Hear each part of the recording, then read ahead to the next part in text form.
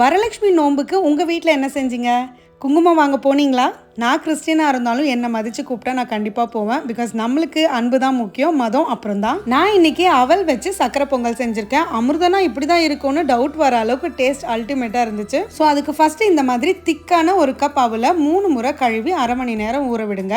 ரொம்ப மெல்லிசான அவல் எடுத்தீங்கன்னா நல்லா குழஞ்சி மாவாக போயிடும். அடுத்து அரை மணி நேரம் ஊற வச்சு அரை கப் பாசிப்பருப்பை கடாயில் சேர்த்து 1.5 கப் தண்ணி ஊற்றி வேக வச்சுக்கோங்க. நல்லா மசிஞ்சு வெந்து வந்ததும் நம்ம ஊற வச்சிருக்கிற அவலை இந்த மாதிரி ட்ரெயின் பண்ணிட்டு சேர்த்துக்கோங்க. இப்போ இது ரெண்டும் சேர்ந்து வேகிறதுக்காக 1.5 to 2 கப் தண்ணி ஊற்றிக்கோங்க. வேகும் போது 1 டீஸ்பூன் நெய் சேர்த்துட்டு மூடி போட்டு சிம்ல ஒரு 10 நிமிஷம் வேக விடுங்க. அடுத்து 300 கிராம் வெள்ளத்தை 1 கப் தண்ணியில் கரைச்சி 2 கொதி வந்ததும் வடிகட்டி எடுத்து வச்சிருங்க. அரிசியும் அவளும் வேகும் போது 2 சிட்டிகை உப்பு சேர்த்துக்கோங்க. நான் காட்ட மறந்துட்டேன். இப்போ பருப்பும் அவளும் சேர்ந்து நல்லா குழஞ்சி வந்த பிறகு நம்ம வடிகட்டி வச்சிருக்கிற வெள்ளத்தை சேர்த்துக்கலாம். நல்லா கலந்து கொடுத்துட்டு சிம்ல வச்சிருங்க. ஒரு 5 நிமிஷம் அப்படியே இருக்கட்டும். இப்போ 2 டீஸ்பூன் நெய்ல தாராளமா திராட்சையும் முந்திரியும் வறுத்துக்கோங்க. எங்க வீட்டில் எல்லாருக்கும் ஒவ்வொரு டீஸ்பூனுக்கும் முந்திரி கேட்பாங்க. ஸோ இப்போ நம்ம வறுத்த முந்திரி திராட்சை கூட 1 டீஸ்பூன் நெய், 1 சிட்டிகை பச்சை கற்பூரம், 1 டீஸ்பூன் ஏலக்காய் தூள் சேர்த்து நல்லா கலந்துட்டு ஸ்டவ் ஆஃப் பண்ணிடுங்க.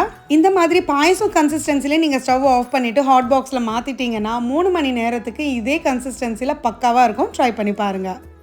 எப்படி